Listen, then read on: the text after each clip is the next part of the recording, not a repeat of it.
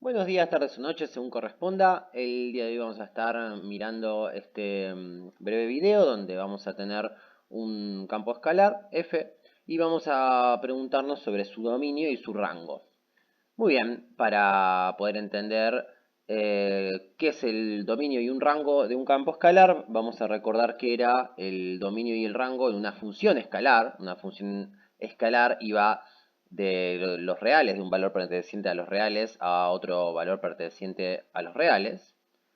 Y va a haber una función, ¿no? F, que iba a transformar el valor del conjunto de salida en el del conjunto de llegada. Ahora, en un campo escalar vamos a tener que vamos a salir de un punto en R2, ¿no? De dos coordenadas de X e Y, para al aplicarle esta función llegar a un valor perteneciente a los reales en Z. Entonces, en un campo escalar, por ejemplo en este, en particular vamos a ir de R2 a R. Bien, entonces, en este caso, en vez de tener, como en las funciones, un dominio que va a pertenecer a una sola coordenada y va a pertenecer a R, a la recta real, vamos a tener un dominio que va a depender de dos coordenadas, por lo cual va a ser un dominio perteneciente al plano de R por R. Es decir, que vamos a tener un área de dominio.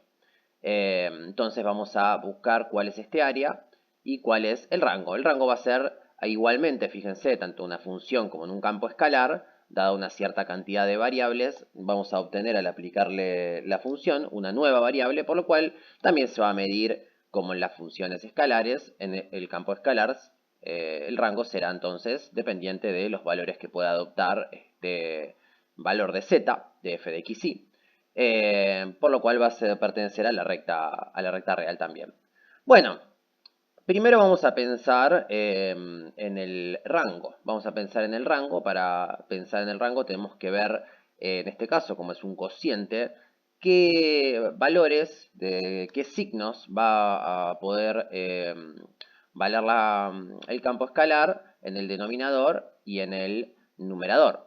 Fíjense que en el denominador, como tenemos una raíz par, no vamos a poder tener nunca como resultado un número negativo, por lo cual siempre la parte de abajo del denominador será mayor que cero. Y por el otro lado, la parte de arriba, tenemos un logaritmo. Si recordamos un poco sobre logaritmos, recordaremos que los logaritmos de valores mayores a 1 iban a ser positivos, y cuando un logaritmo, digamos, de a va a ser un valor mayor que cero cuando a esté entre cero y uno. Y después vamos a tener que un logaritmo de este valor a va a ser menor que cero eh, cuando valga, bueno, cuando al revés, ¿no? Digo, un logaritmo va a ser negativo, va a ser menor que cero cuando pertenezca a entre cero y uno, y va a ser mayor que cero cuando a sea mayor que uno, básicamente.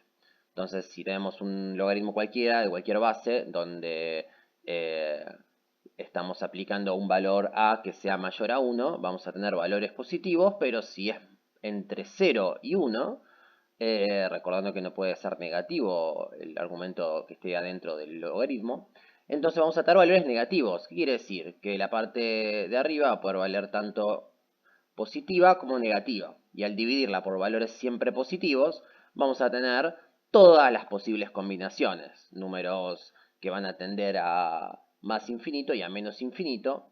Y de esta manera podemos ya asegurar que el rango de este campo escalar van a ser todos los reales.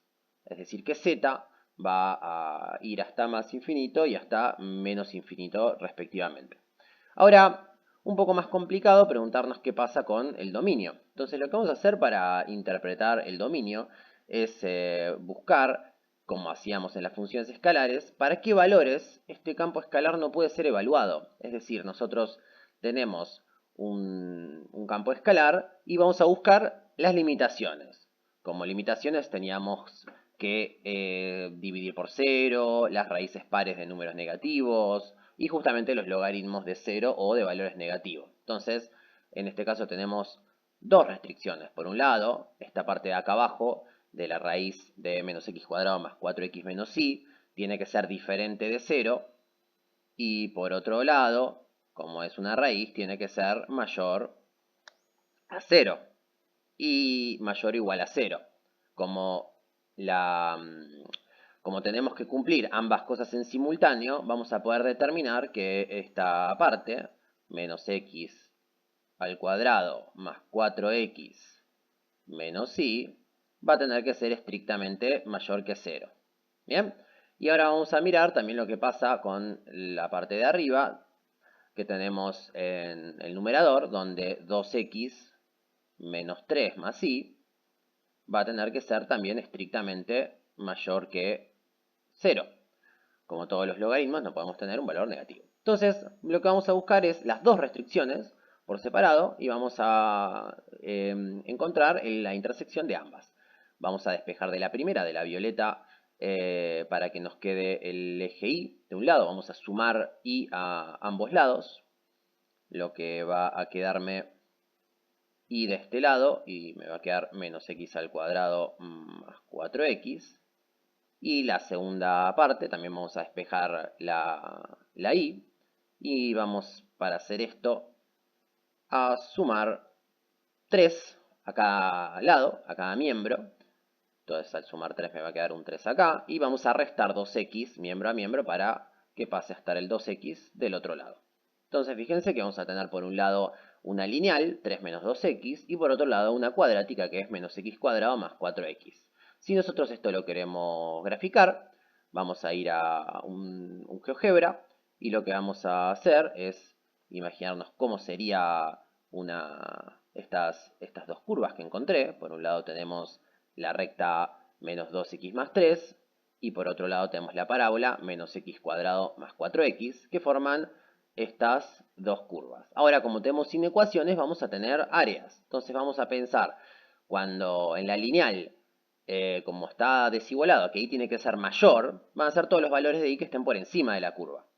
Igualmente, si no me doy cuenta de esto, podría tomar un representante, por ejemplo el 0, 0, y ver si verifica la inecuación, ¿no? Entonces me quedaría que 0 es mayor a menos 2 por 0, 0, más 3, 3. Me quedaría que 0 es mayor que 3, lo que es absurdo.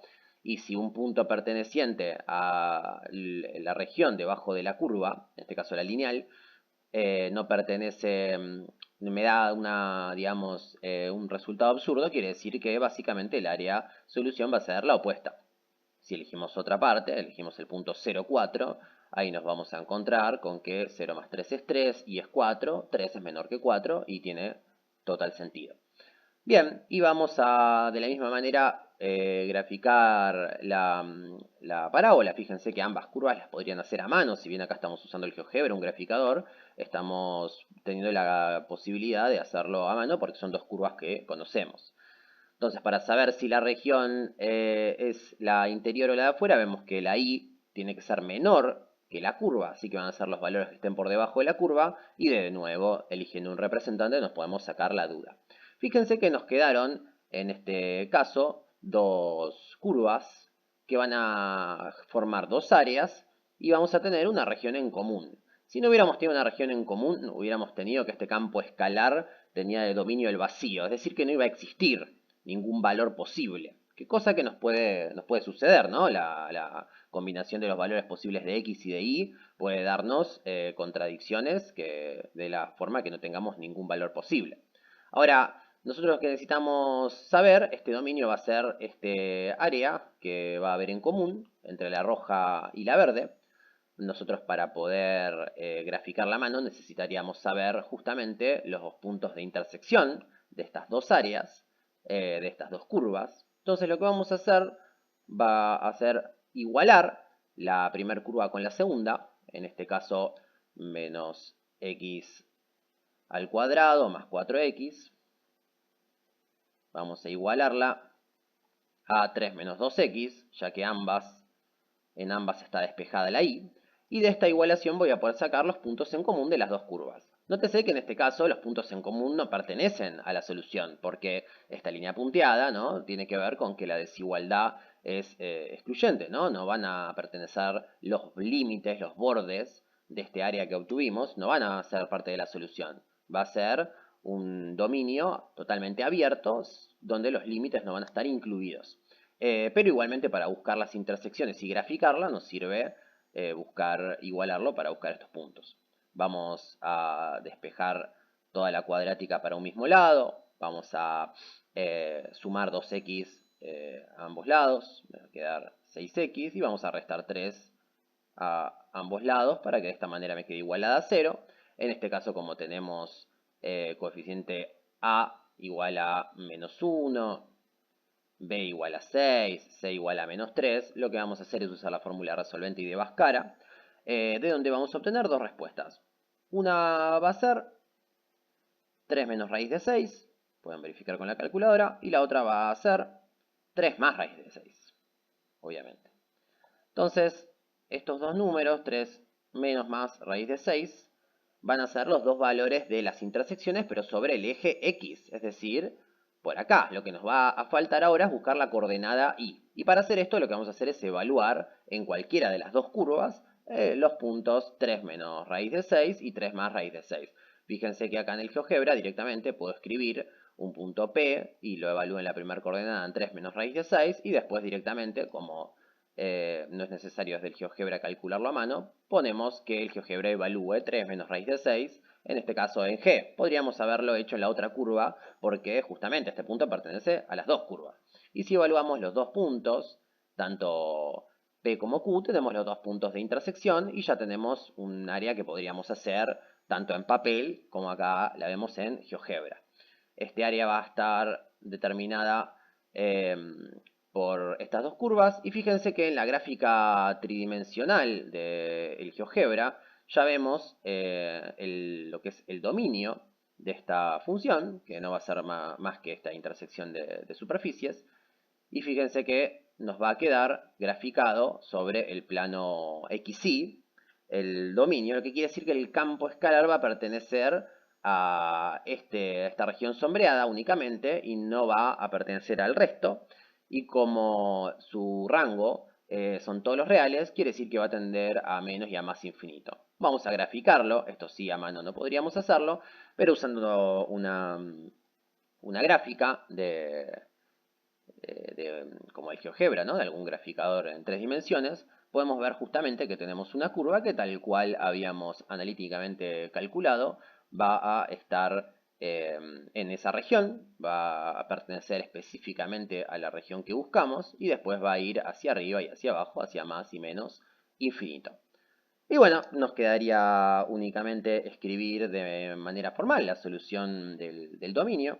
Entonces vamos a decir que el dominio de f, en este caso, bueno, f de xy también, para ser más específico, va a ser aquel donde todos los valores de x e y pertenecientes a los reales, tales que, y acá vamos a poner las condiciones que van a verificar el dominio, que son la condición violeta y la condición en naranja. Fíjense que como la y en el primer caso en el violeta es menor a la curva y en el otro caso es mayor, vamos a poder escribirlo con una doble desigualdad. Directamente podemos escribir que 3 menos 2x va a ser menor que y que a su vez y va a ser menor que menos x cuadrado más 4x. Y de esta manera escribimos bien formal, todo el dominio de este campo escalar. Bueno, espero que les haya servido el video. Sigan repasando dominios y rangos de campos escalares y les dejo un saludo. Chau, chau.